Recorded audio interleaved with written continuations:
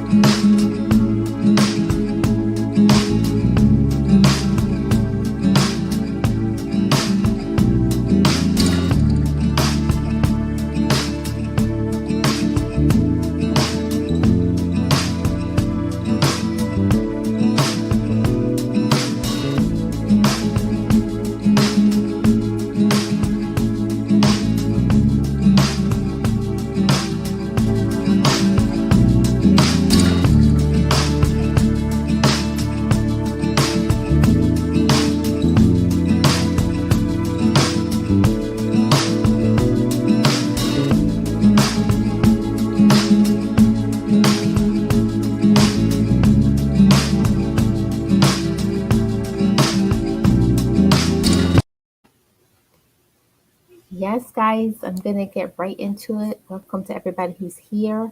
And I am going to start off by showing some appreciation for my channel members. The channel members of the Best Life crew are Boss Life Online, Bozo Calvin Jr., Team Ranger 92308, Pandy's Hair Candy and More, Pittsburgh Artist Studio, and Dunamis Sound Mind Services, Miss Thais Love. Thank you, all of you guys. Thank you for being a part of the Best Life crew. And for all those members who have not checked it out already, I have put a members only information on the community tab for you guys, the members only video. So go ahead and check that out. If you want to find out what's on that community tab, you got to join the membership today. So I appreciate you guys. So I'm going to get right into it. I'm going to turn on my camera. Welcome, you guys. And before then, I'm going to start with the channel song. Welcome, everybody, to the Sunday Talk Show. Be encouraged, be inspired, be yourself, you will survive. Just know it, just breathe it, and be it, and live your best life.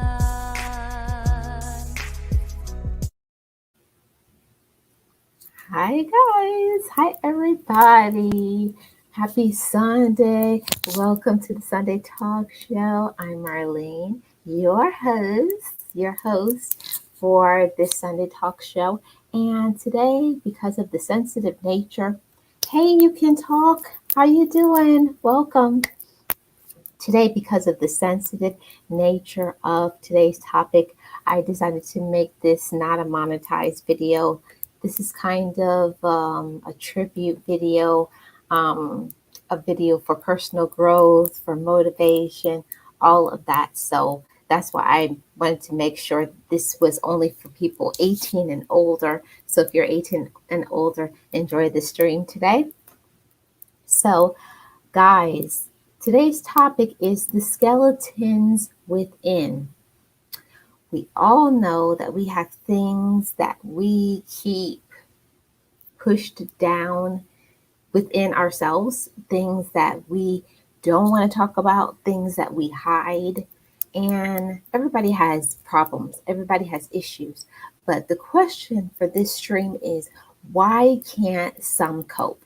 Why can't some people handle and cope with the problems that they have?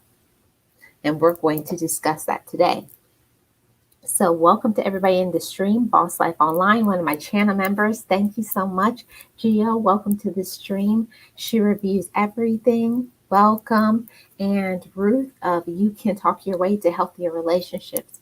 Welcome. I hope you're doing well, ready to receive this message. So, like I said, guys, today is a little bit of a sensitive topic, and it's that of suicide. Suicide, those who overdose. Hey, Just Vlogging Live, how are you doing? Welcome, welcome, welcome, welcome. I hope you're doing well, and I appreciate you for coming through. So, yeah, today is a little bit of a sensitive topic for me. For those who don't know my backstory, um, I'm just going to give transparency. I'll start off with that. I'll be transparent. So, from the age of 12 to the age of about 19, I tried to commit suicide 2 times. The first time I tried to commit suicide, I was 12 years old. And I remember this very vividly, like it was yesterday. Um, I was at school. I was in middle school at the time, 12 years old, like I said. Hey, James, welcome to the stream. How are you doing today? Like I was saying, I was 12 years old. I was in the bathroom, and I was in the bathroom. I had oh, thank you, Ruth. I was in my bathroom, not my bathroom, the school bathroom, and I had one of those utility knives. Do you guys know what a utility knife is? It's the ones that you use to open packages with. So my dad had a utility knife, and I had already planned that day, like a few hours before it was time to go to school. Hey, Donna Reed, love, how are you? Welcome. I had already decided the night before that I was going to commit suicide. So I had it all planned. I was like, I'm going to have my backpack tomorrow in the morning while dad is getting ready for work. I was going to take his utility knife out of his bag, put it into my backpack, take it to school, go in the bathroom, and kill myself. So I got to school that day around after lunch. Yes, really, really, Donnery. It's real, a real story. So around the time after lunch, I asked the teacher for a hall pass. And I asked her, I got to go to the bathroom. And she was like, okay. So she wrote me out a hall pass. I went to the bathroom. I took my backpack. I took the utility knife out of my bag, and there's a little knob that you turn at the bottom of the utility knife, and I raised it up as far as it could go because I wanted to make sure that thing was good and sharp, because I had only planned on doing one cut. I was hoping I was going to do one cut, I would start bleeding, and then I would be gone like right away. Like it wouldn't be that much for me. Like I would just go. And yeah, Boss Life Online. Wow. I know. Yeah, Ruth, I was so young. I was only 12. So I have the knife in my hand, and I was like, okay, Marlene, this is it. It's time. You've had enough. You've endured enough. Maybe God will remember you or whatever. So I take the knife. It's pulled all the way up to the top. I put it up to my throat. And just as I go like this to cut my throat, somebody starts banging on the door because I was in the bathroom at school, in middle school. Somebody starts banging on the bathroom, and oh my God, I was so pissed off. I was like, why are they interrupting me because I'm about to do this? So I was like, what? I'm in the bathroom. Somebody's in here. And like, it's getting me choked up. There. So I was like, what? Go and use the other bathroom. They was like, there's no other bathrooms. The other bathrooms are full. So I need to get in there. I still had the knife in my hand. By this time, my hand is shaking. I'm shaking. I'm crying. So I was like, hold on. So then I take the knife, utility knife, close the knife, drop it back in my backpack, and open the door. So that person doesn't even know what they did. They didn't even know that they just saved my life. And I just went back to class. I put my head on my desk and I was crying. And hey, Rochelle, how are you doing? Welcome. So I put my head back on my desk and I was crying. And the teacher was like, what's going on? But of course, I didn't want to talk about it.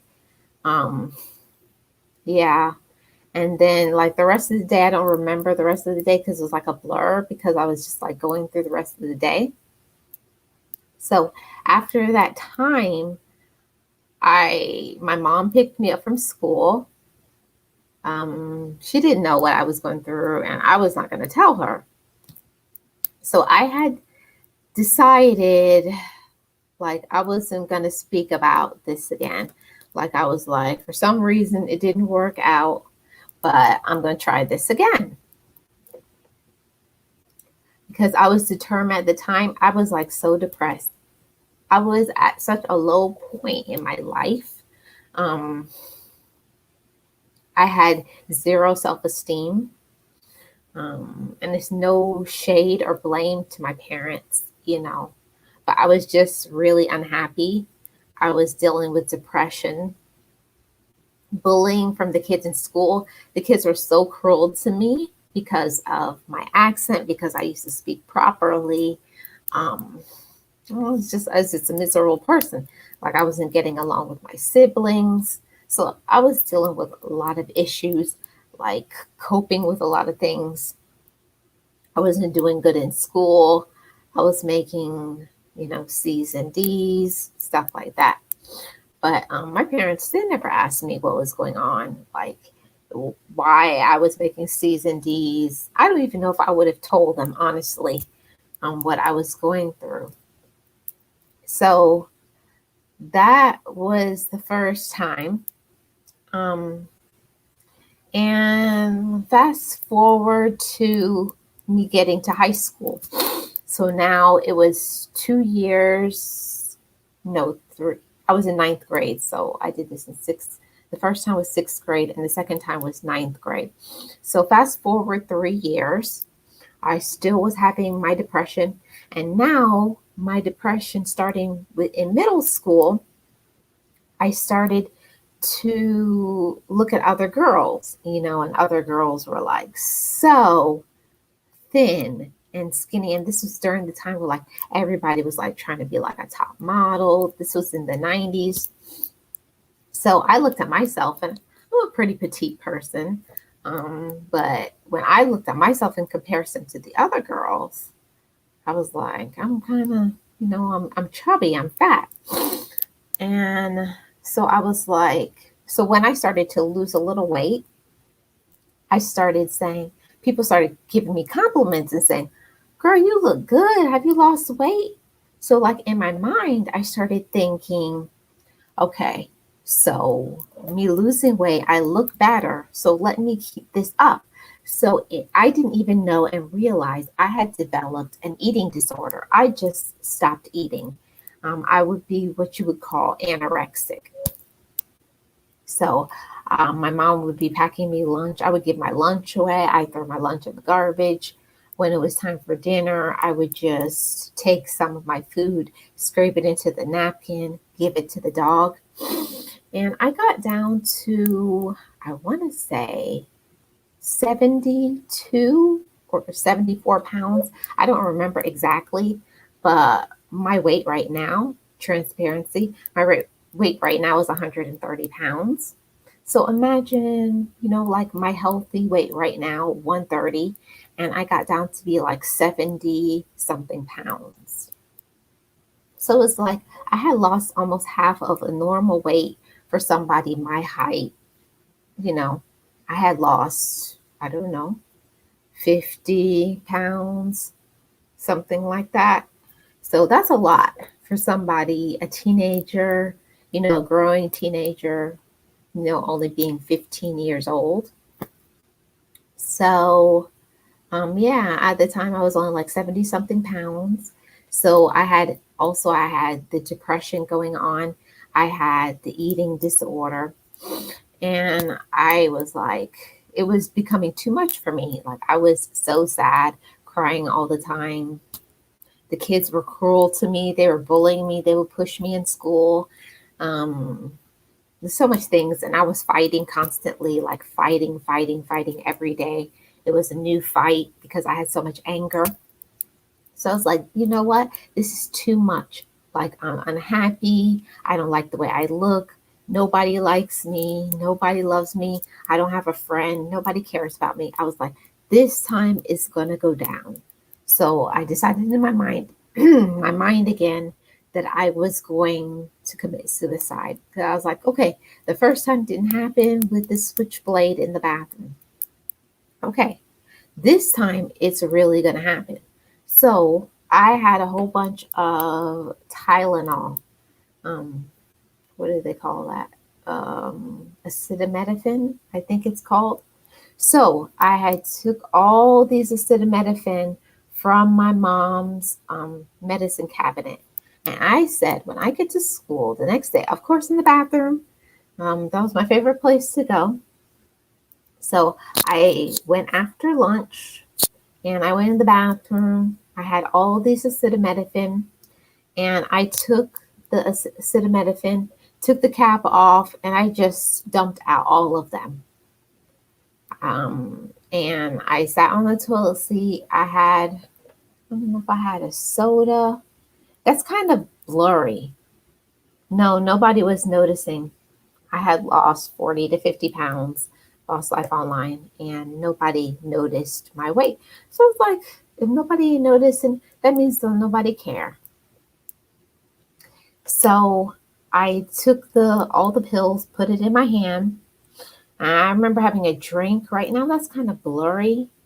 Like, I don't know if I've blocked that out in my mind or what the case may be, but I know I had a drink to take these pills because I had already planned it.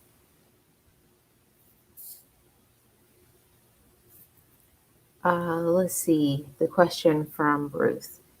In your young mind, what was it that made you think suicide was the answer? Ruth, honestly, I didn't really think of it as an answer. I just felt like I was tired of being unhappy. And I was like, if nobody cares about me, like nobody noticed, I dropped 40 pounds or more. You know, nobody was like really talking to me and my family. Like, I didn't have any friends. Like, I didn't have any self esteem. I didn't think I had any worth or value. So, yeah. So I was like, since I feel this way, nobody noticed me, nobody cares about me. You know what? Since nobody cares, I don't need to be here. I'll be happier, and I was like, yeah, we're done. So I had the pills in my hand and I was like, okay, this is it. I was like, God, you know me. And I just can't take this pain anymore because I was like, it's too much.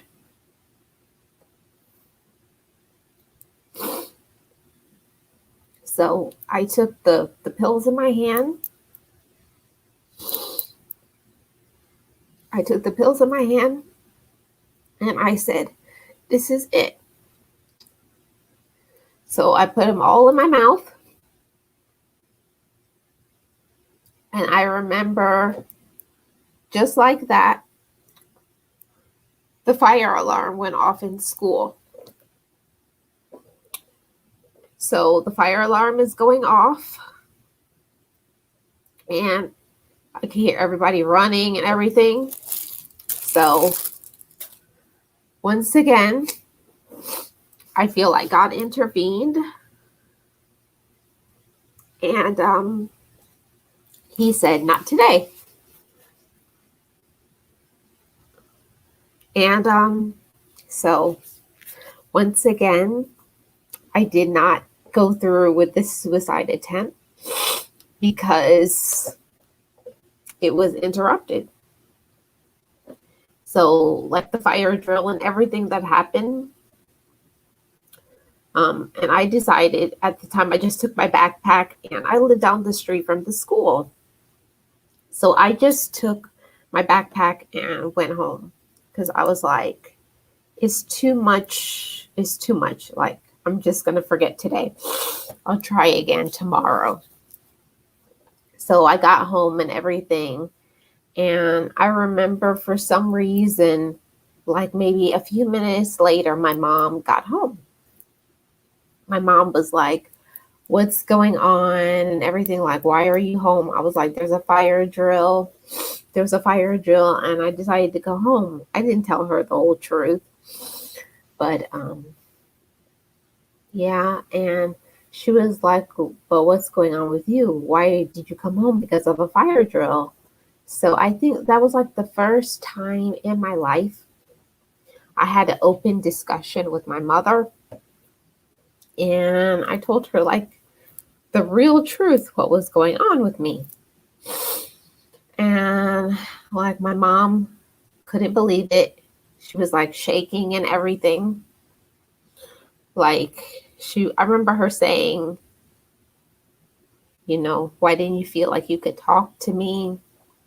Because I told her it was not my first time trying to commit suicide. I told her like I tried to commit suicide when I was 12 and I tried to commit suicide today. And I remember her crying and stuff. And that's why that was my first time when we started talking about me having an eating disorder. And then I told her like how hurt I was. I was like, you didn't notice. And then I showed her, lifted up my shirt and showed her like I was literally skin and bones. And I remember her feeling so bad and stuff. She felt bad. But it was a lot going on in my family. For those who want to throw shade to my parents, I have a lot of siblings. And at the time, my middle sister had a newborn baby. So she was busy being grandma and also taking care of the rest of the kids. And she was working full time as well. So my mom had a full plate, she had a full plate.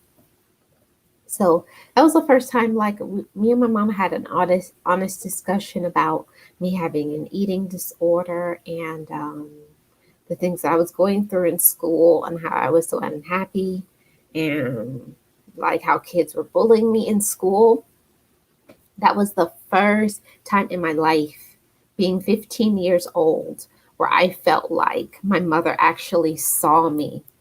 Like I wasn't just, just there. And I think at the time, back in the day, how people used to be like, you need to be seen but not heard. So my parents never really asked me like how I was doing, what was going on with me. They never fed things into my soul that I needed to hear, like, I love you, I care about you, you matter. All those things didn't happen. back in the day, the only thing that parents used to think about is do you have a roof over your head? Do you have food to eat? And then that was it. And I think that they felt that that was enough. But I am not a person. While I do appreciate, having always having a roof over my head and always having food to eat, for me, I needed to have my spirit nourished, and yeah, and for that reason, that's the reason why I developed the eating disorder, and there's other issues that happened in between before I got to be 12 years old. Things that happened in my life that was very traumatic, that got me to where I tried to commit suicide the first time. So yeah, so that's the shortened answer, Ruth, of why I thought suicide was the answer. So I'm going to also drop a link to anybody who would like to come up, or if you want to share your thoughts about something that you've been through, if you know somebody who has tried to commit suicide, um, or you yourself, or you can remain anonymous, or you know a story. But I welcome anybody who wants to give their thoughts on suicide, and what they have been through, or they know of somebody who committed suicide. This is not a judgmental zone. I don't want anybody to feel judged. That's why I did this. I took on my monetization today. I don't care about the monetization. Today is just a day to let anybody who has ever tried to commit suicide, who is thinking about committing suicide, to know that you have value, you have meaning, even if nobody feeds it into you. You can have worth for yourself, even if you're in a toxic atmosphere and you don't have family members or people who love and support you, or you're miserable at school, or you look at your body image and you're not happy with your body image. Just know that you can endure past that. And it's important to talk to somebody you trust. I feel like that was the turning point in my life, when I had that open discussion with my mother about the suicide. Um,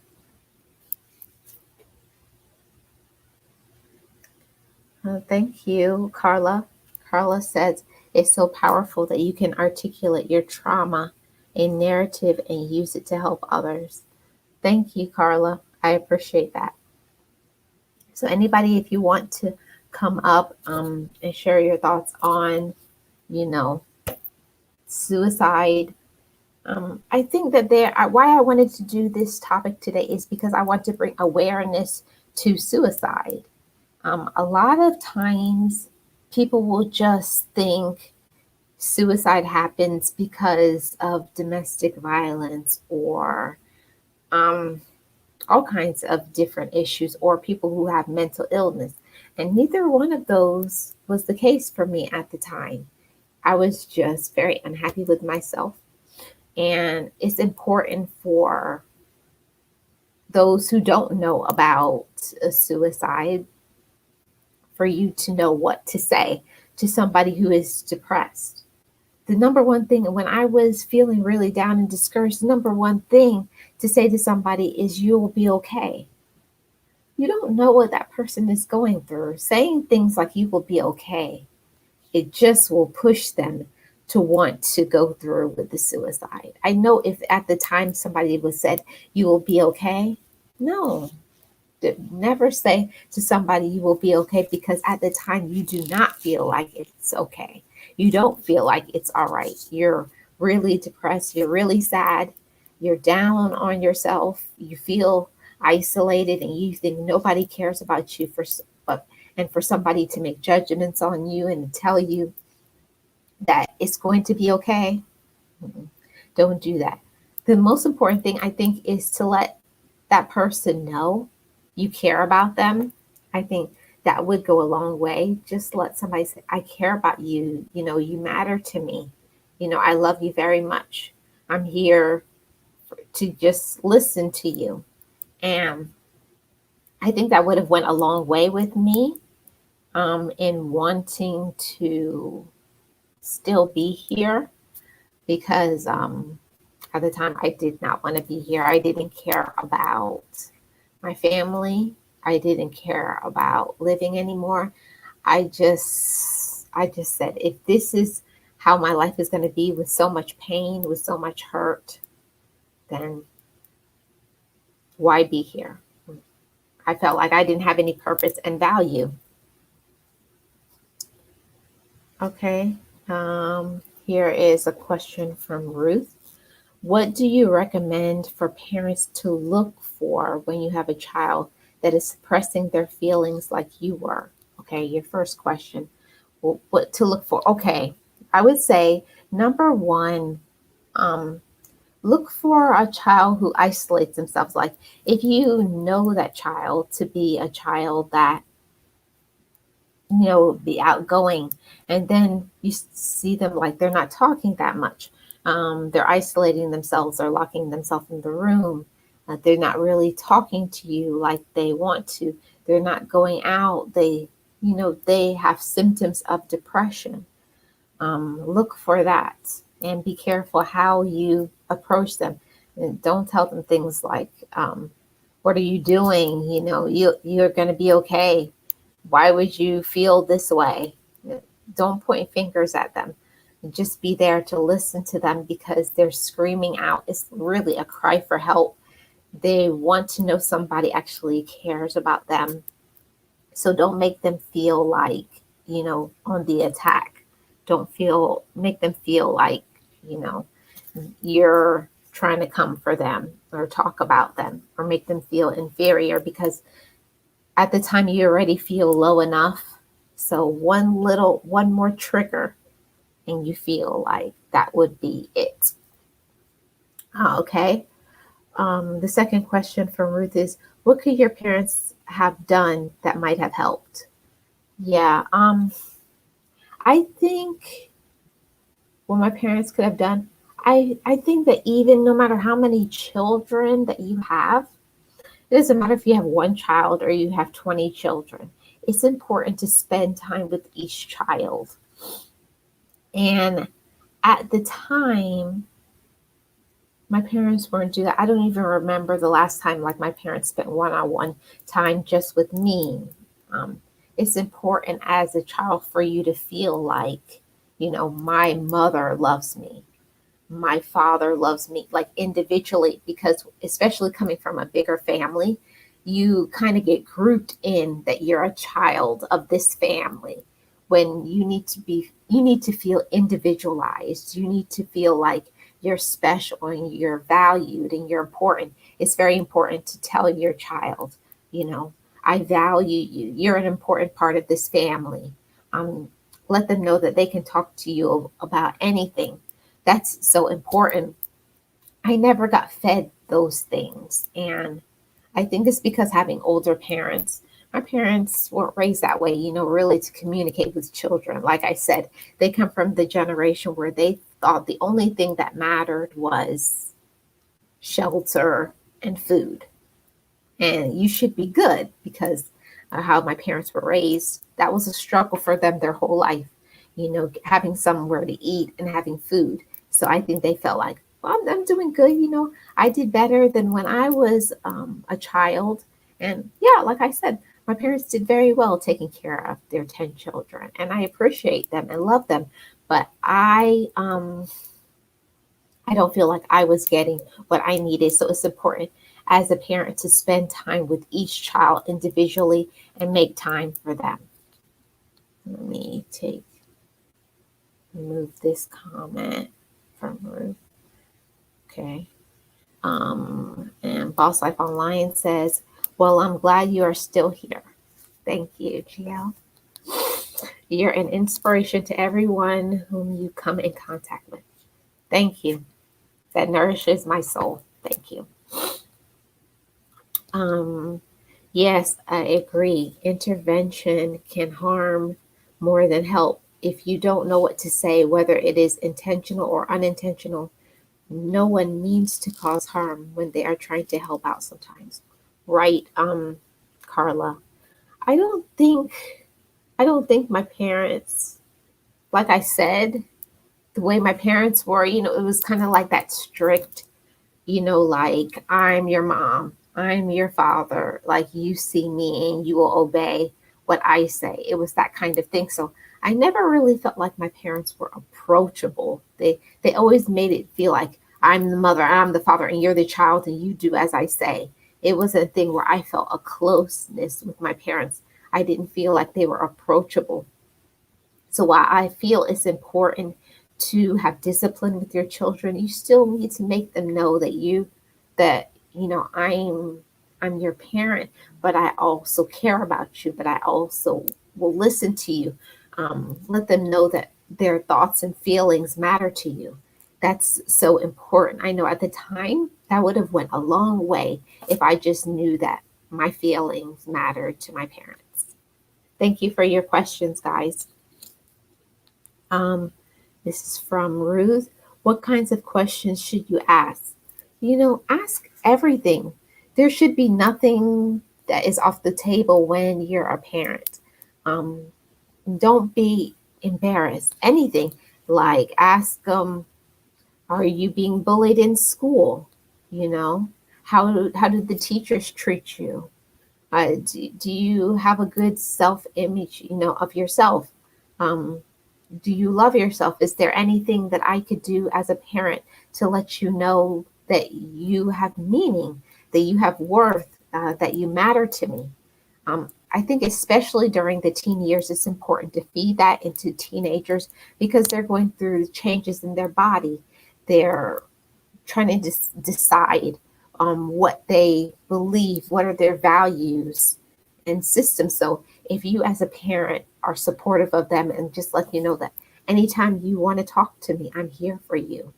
And also spend that alone time with each child to let them be able to talk and just listen, especially like if they're going through things like breakups, they like somebody they did and then it didn't work out. That can make a child really depressed where you as a parent would say, oh, please get over it.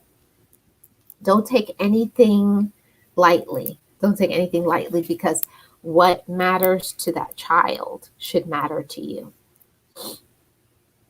Okay. Thank you for your question, Ruth. Yes, it can happen. Hey, Susie Q, how are you? Welcome. Hey, Repentine Fitness, how are you? Welcome. Hey, Leo. Welcome, guys. Yes, I totally understand relationship with the child. Yeah, Carla and everybody who's watching, and even those who watch this on the replay, when you're a child, I think sometimes we feel like our life will always be this way. And I wish that as a parent, my mom or my dad would have said to me, the problems that you're facing right now, it's not going to last. All these people in a few years, you know, they're not going to matter to you. They're the people who are bullying you, the ones that don't care about you, the people who say mean things, the people who don't support you. It's important as a parent or, as a sibling or as whoever you are to somebody who's going through some suicide, some depression. Let them know that you care about them. You're ready to listen to them, that they matter to you, that you matter. Um, because I think knowing someone has value, that really, really will go far in the long run.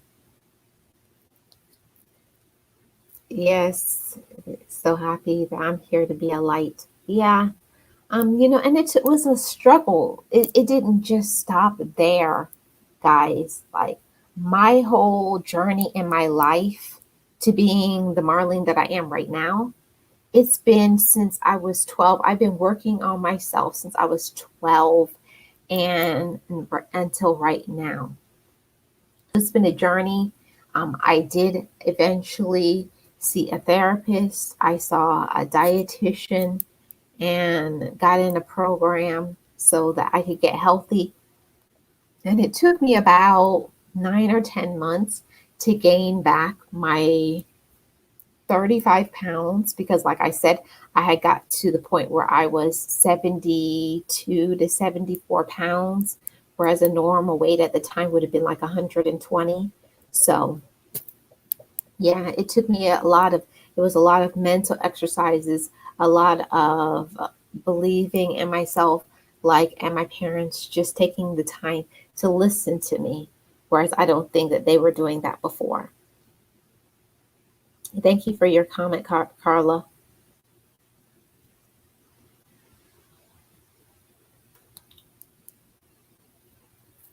Hey, Repentine Fitness.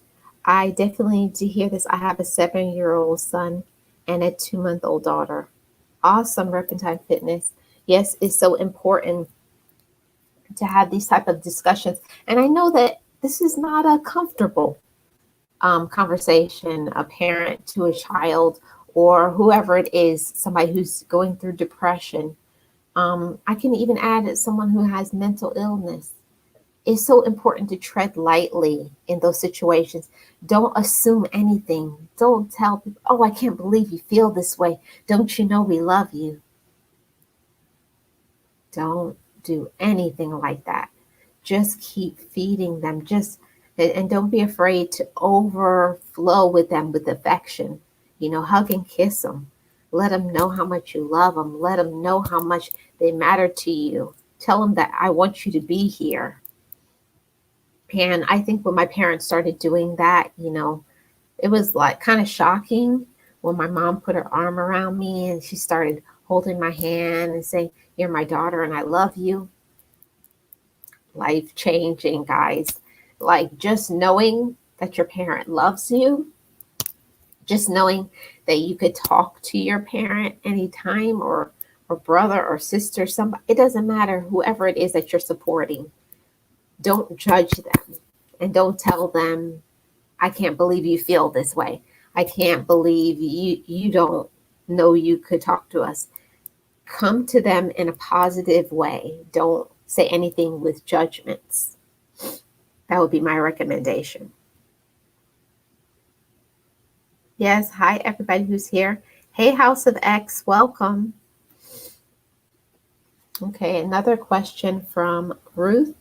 Of all the things that you've done to heal, what has been the most beneficial? Ooh. I think the thing that was the most beneficial, to be completely transparent, is I had to start believing in my own self. I had to develop my own self esteem outside of other people.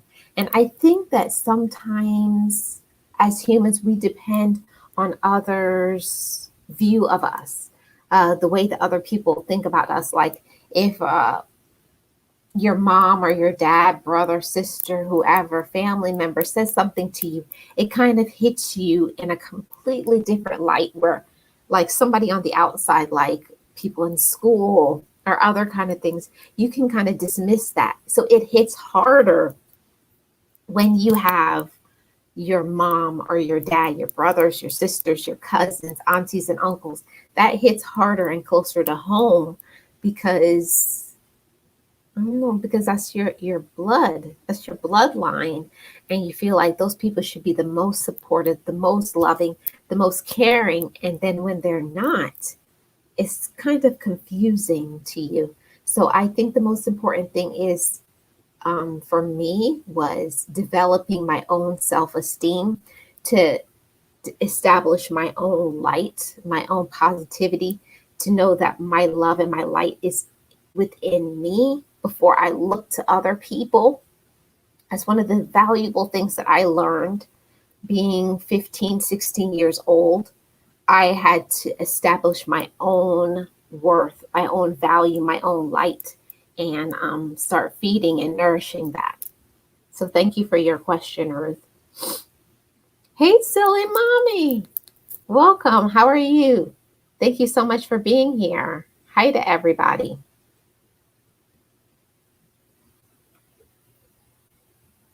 Yes. Yes, Carla. validate the moment they are in. Yes, and I'll just say, guys, during the time, I wasn't doing this to get attention. While, even when some family members had heard about, my suicide attempt, they just said, oh, she's just trying to get attention. Because, that brings more pain afterwards, too. It was a cry for help. I was screaming out, can somebody see me? Does anybody see me? Does anybody care about me? Does anybody love me? So don't think that when you say something to somebody, it can harm a person for years. You could heal physical wounds, but those emotional ones, those mental ones, boy, that it cuts so deep. So you validate your people, validate your circle of love, the people that matter to you. Let them know that you really care about them. Let them know that they matter to you, because nothing is promised in this life. Thank you for your comment, Carla. Silly Mommy says, this is why I keep continuing to say I love you to my kids and hug them. You know, Silly Mommy, that is something that is so huge. People will discount that, but it's so important as a child to feel the love of your parents. Because listen, when your kids go outside that door, they can be bullied by kids, talked about, you know, teachers can be cruel to them. A kid needs to know, in this home, you are safe here. You have value, you have importance. Your thoughts and feelings matter to me. And I feel like if I had got that, and I felt like I would have been more comfortable to talk to my parents about my struggles and my pain, and it would not have gone on so long. But it's important to show affection. I think overly show them affection. Let them know I really love you a lot. You matter a lot to me. You're important as an individual, not just as a group of children. Just you as a person. Let that child know you as a person have meaning and value to me, to this family. Your thoughts and feelings matter. If you need to talk, I'm here for you. You can tell me anything. Boy, that's mind altering and changing to a child, to their self esteem. And they need to hear it. And I know a lot of times, especially as fathers don't like to tell their girls, don't let another person tell your daughter that she's pretty or she's beautiful. A father needs to be the first person to tell a daughter. And I learned that when I started going to therapy with my dad. And I had never heard I love you from my dad until therapy. And even now, that gets me all choked up. It's important for a girl, especially, to know, listen, daughter, you matter to me.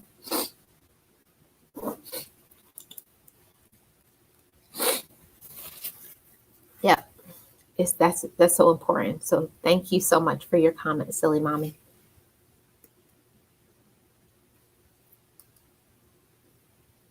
I think for me, this is Susie Q. I think for me, having Jamaican parents, there wasn't a lot of affection, but there was no doubt my parents loved us.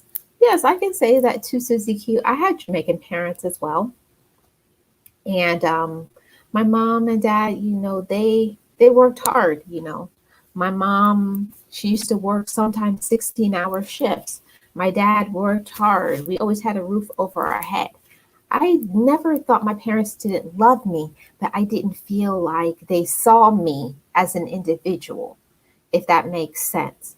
I didn't feel like I had a place in the family. And that's why I think it's so important as a parent to tell your children, you have a place in this family. You have an importance.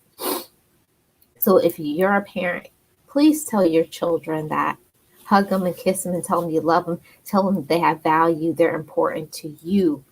You as a person. I care about your feelings, and you can talk to me about anything.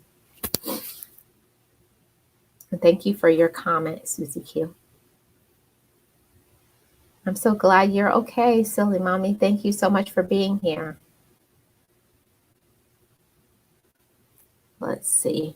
Okay, silly mommy says, yeah, it's hard when a family doesn't totally understand you. And plus being a child. Yeah, I feel like that was another thing too. It was like I was going through so much in my mind, like I'm trying to process. My body's changing. I'm starting to have feelings for the opposite sex. I'm dealing with all of these things in school, bullying, my body image, what the media says. Also was having colorism issues too. Like, is my skin color, is it nice? Like, with the whole light skin versus dark skin thing, like racism issues, a lot. So it's like a child is constantly bombarded with so much that sometimes I feel like parents forget that they're not just children, they're dealing with issues themselves. And it's so important as a parent, as a sister or brother, or whatever you are to that person, it's so important to validate them and let them know that you as a person have value to me. You're important to me, and I love you. It's so important to say those three words to your family members and mean it. Thank you for your comment, silly mommy. Carla says there's no such thing as attention seeking. Children or people we seek engagement, talking with, related to.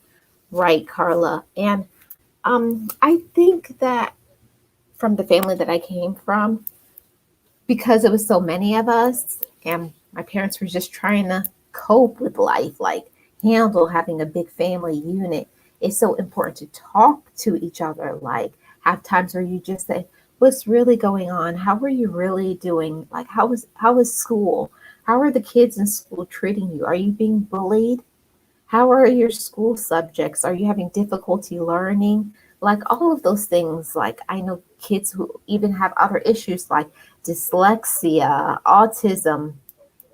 If you don't feel like you can talk to your parent, it'll never happen. If you don't feel comfortable talking to your parent, if you as a parent don't make the child feel comfortable, they're never going to tell you what's going on. Susie Q says, I always try to talk to my son and show him lots of love. He looks at me and says, why do you keep saying that? Well, Susie, continue doing the hard work. I know it's not easy, being a mom, because moms wear lots of hats. No shade to the fathers out there, but moms wear lots of hats. A mom is expected to keep the house clean, have meals, food, be supported, and work all at the same time. So bravo to all the moms out there that have been holding it down, and continue to love your children and let them know their value and meaning in the family. Thanks for your comment, Carla. Susie Q. Yes, thank you, Donnery, for being here as well. So both of your parents got to a place where they eventually were able to communicate with you in a way that you could receive it. Well, I don't think the communication ever got very good, Ruth, until I was an adult, because I don't know, it's something about the Caribbean lifestyle that they feel like they don't see you until you're an adult. They'll be like, you're just a child. They would say, pick me. You're just a pick me. Um, they just don't see you, that you actually have value in the family, that you actually have opinions, and those opinions are important and validated. So, yeah, I didn't really get what I needed until my adulthood, but my parents did try when they found out about my suicide attempt when I was 15. That's when they started, showing me some affection, like, putting their hand around me. That was so hard. My mom, she cried. She was like, this is hard for me. I don't know how to do this. So, yeah, but they did try. My dad, his whole thing was he didn't know how to say I love you and things like that, because my dad never had a father. So, it was his first time stepping into the role of being a man. So I think my dad did the best that he could, but I was definitely the daughter who needed to hear I love you every single day from my parents. And every child is different. Yeah, Repentine Fitness, you definitely need to know more about girls because every girl may not want to communicate. I was a girl who wanted to communicate. Every child receives love and needs love differently. Some people just want you to give them affection, hug and kiss them. Some of them want you to just tell them, I love you. But it's important, especially as a father, to tell your child, I love you. As your father, I love you. You matter to me. You can talk to me. I'm here. And I think another thing that I learned in therapy that I needed to hear from my dad, that he was here to protect me because I didn't feel protection when I walked outside of the door. But after I started going to therapy, my dad started saying, I'm here for you. I'm here to protect you.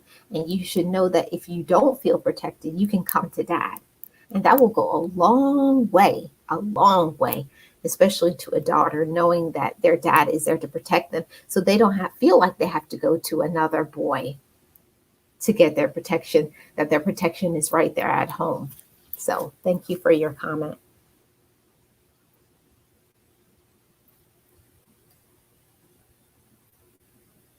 Let's see. Great presentation, living your best life. Thank you, Carla. I appreciate that comment. Thanks for being here, Donnery Love. Gio says, I call my grandsons all the time and let them know I love them. They be like, Gran, you just called me last week. Well, it's important for them to know too. Um, you never know. Support at home, it matters so much. Like knowing that somebody cares about you, that you can talk to them, that they can be safe, that is comfortable, that I'm here to protect you, that I'm not going to judge you. You get enough of that on the outside. We all know that in the working world, people are brutal. You have to let your family members know that here at home, it's safe. You can talk to me. I'm going to be protective over you, and you have value and importance here. So that when they go on the outside and they don't receive it, they know that they can come home to it. That is going to go a long way for their entire life. That they don't have to look on the outside for love. They know that their love is right at home. Thanks for your comment, Jill.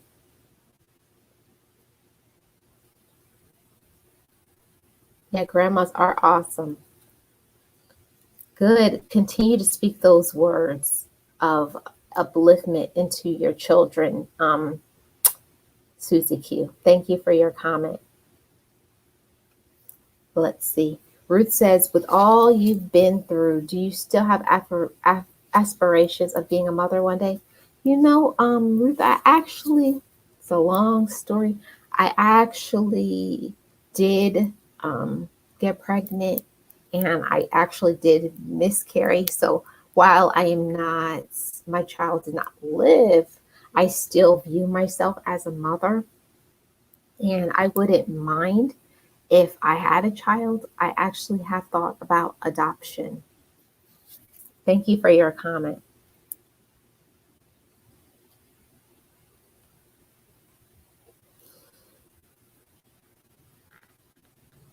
I heard another Caribbean YouTuber say that too. Yeah, about a picnic. Yeah. Thank you for your comment. Yep. Yep, my picnic them. That's what my mom used to always say. Picnic is a Jamaican term or a slang for your child. They always say me picnic them. So my children there.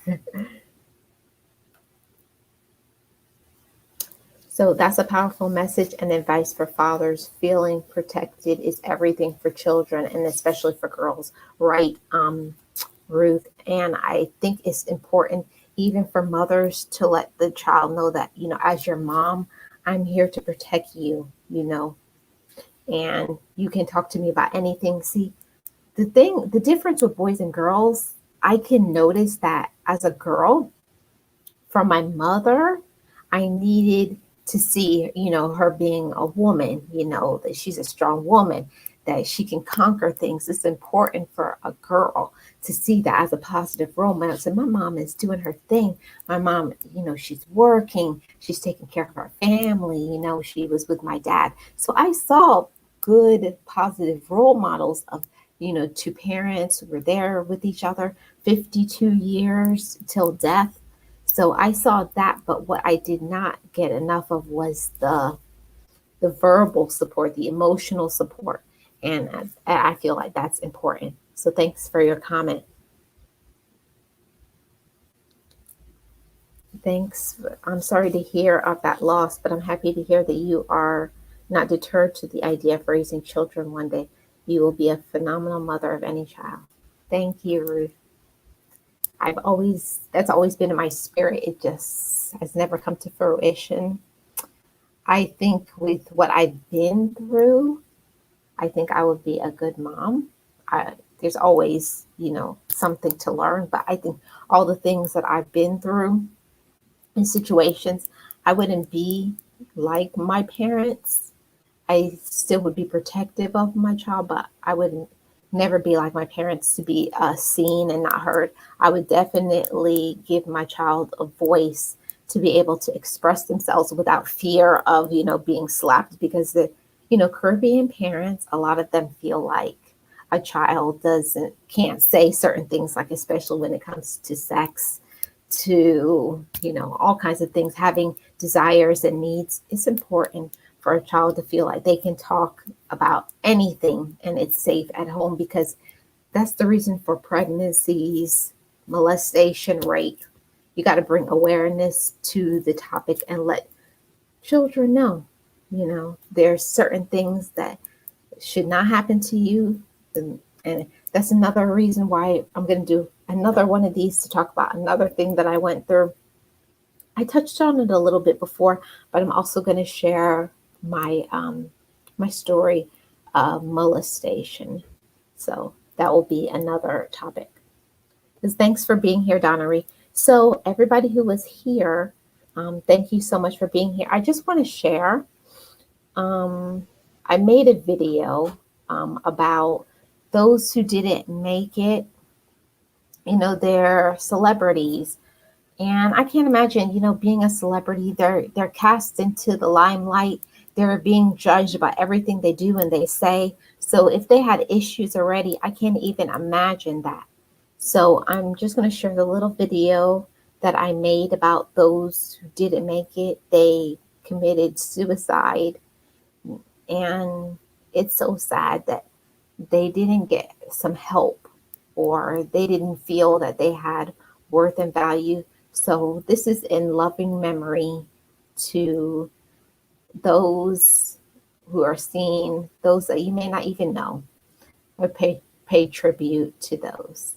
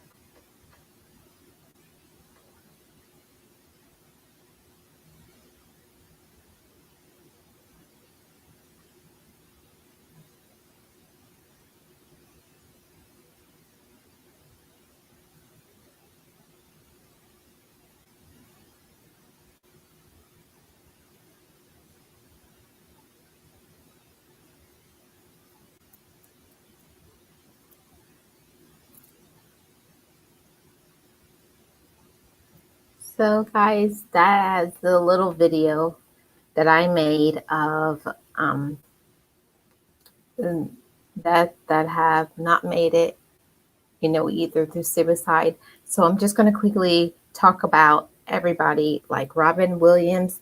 He's a famous comedian and actor. He committed suicide. I know Kate Spade. She's a famous designer. She makes purses and different things. She hung herself from her bedroom door. Um, Lee Thompson, he committed his suicide as well. Marilyn Monroe, she had problems with drugs, and she committed suicide as well.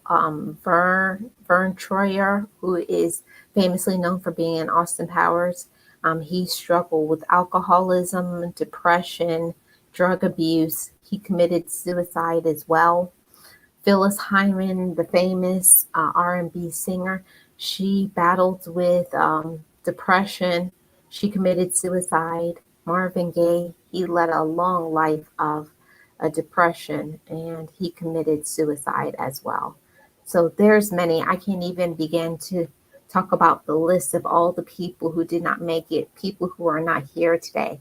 And it's so important for me to let everybody know every single person has value. That's why I say that every single video, every single one of us has value and meaning.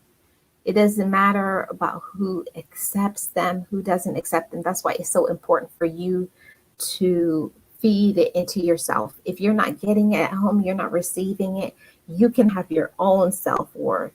And that's why I always talk about affirmations, loving yourself, having a positive support team, about what you think about, all of that. That's so vital. So um, I'm sorry that for those that didn't make it, who didn't survive it. So it's so important for me to state, please talk to somebody if you are thinking about suicide.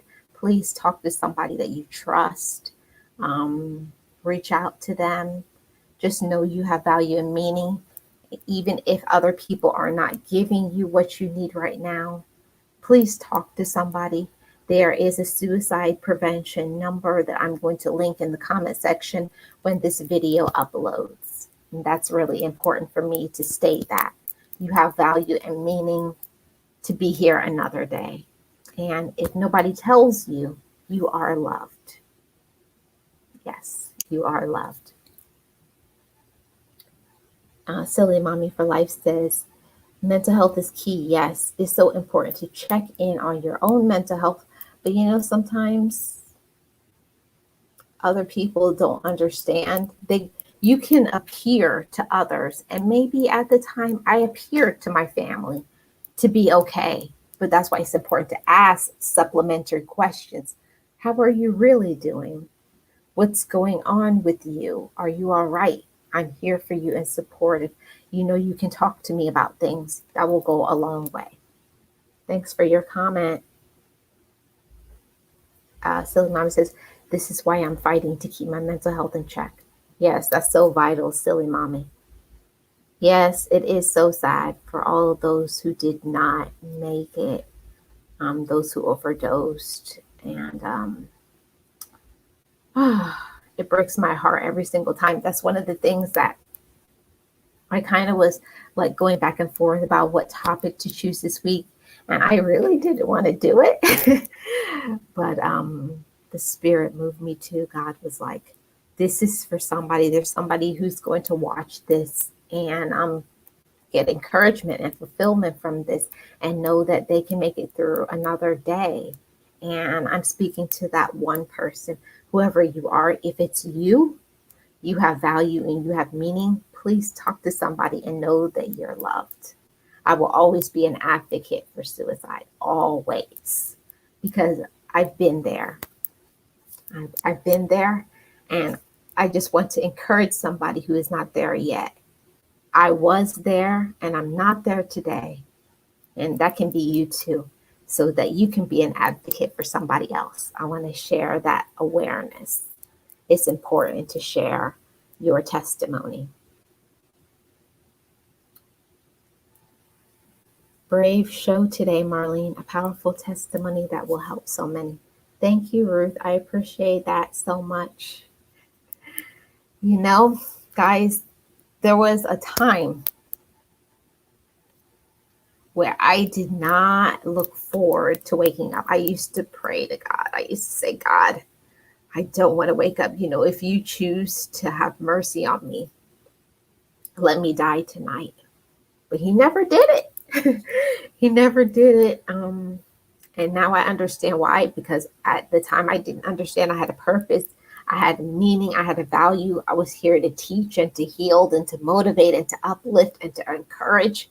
And I need somebody to know, whoever is viewing this, I'm still here. You're still here. And it's going to be, you are going to be okay in the future. Maybe not right now, maybe after you talk to somebody, after you start practicing self-love practices, tapping into your value and your worth. You have to remember your worth is not in other people. Your worth is within you, and you don't have to search for anybody else. It's not in a man, it's not in a woman, it's not in your circumstances. Your value starts at home with you. So that's what I wanted to share with everybody. I wanted to encourage everybody. Your advocacy is a blessing, Marlene. Thank you so much, Carla. Guys, it took a lot of courage for me to get up here, be transparent with you guys. I was just going to give like the fluff, just around the edges, just to tell, just enough. But I said, if I'm going to tell my story, I'm going to tell it. I've been working on my book through a lot of tears, and I'm trying to decide which book I want to share first. But I know this will be one of my stories about, suicide prevention. It's a story I'm going to have to tell, because I know it's something that I'm going to have to do. When I share my testimony, I feel a healing. It heals my spirit and my soul and my emotions. And it makes me so proud, because I can look back and look at who I was. And then I can look at the Marlene that I am today. And I look at myself in the mirror, and I love me. I love myself today. And I thank God for that. I'm here. And I'm here to encourage you guys and to let you know that I don't just say you have value and you have worth. I'm practicing it, because I've been there. I've been on the other side. I've been through the lows. And now that I'm here at the highs, I want to share my lows too. You can get through it. You can know your value and your worth and love yourself. How many years was it before you healed? I think, I started having the suicidal thoughts and feelings around 11 years old. And I started having my own value and my own worth a little bit after high school. So around 18, 19 years old. So I think it took me about 7, 8 years for me to start actually saying to myself, Marlene, you're special. Marlene, you have value. Marlene, you have worth. It wasn't until that time, I don't think I had ever heard myself saying, I love myself. Yeah. So let me see.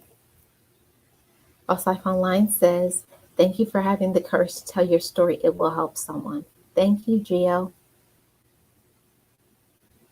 But guess what, Susie Q? It's not me. You said, I'm glad you didn't do it. It wasn't me. It was God. It was the Holy Spirit. It was the angels.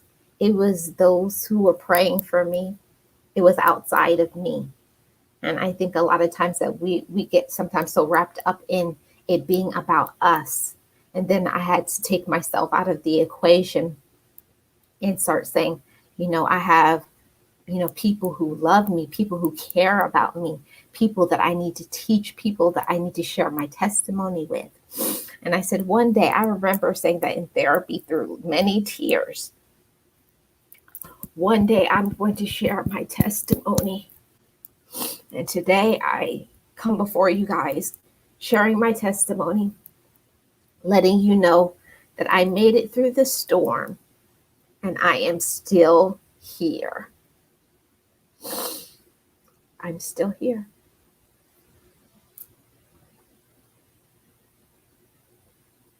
I will totally be reaching out to you as well. Thank you, silly mommy. I appreciate you, Boss Life Online. Thank you, sis. You are here. You are beautiful. Thank you, Carla. I appreciate this. Telling your story can heal you. It does. It heals you from the inside out. Absolutely. Self love is first. Thank you, silly mommy. Thank you. God is good. Yes, He is all day. His birthday. Besides the positive things you say to yourself, what are some of your self love practices? Well, I believe in making an evaluation of yourself. And I think a lot of times, especially as women, we kind of allow ourselves too much. Like when we know we're buckling under the pressure, under the pain, we keep pushing forward. And I think it's important to say, Marlene, you had enough. You have to insert your name in the equation. You've had enough. It's time for you to do whatever it is that you enjoy. Like I like to be by the water. So it's very important for me to at least once a week for me to be by the water, for me to write my poetry or write some of my autobiography, to pray, to give back. It's very important for me to volunteer. For those who don't know, I do volunteer with women's advocacy and abuse groups, and I am also part of a suicide prevention watch team that I give support to other girls, boys, women, letting them know that I'm not just saying that you can get through on the other side. I'm proof of it.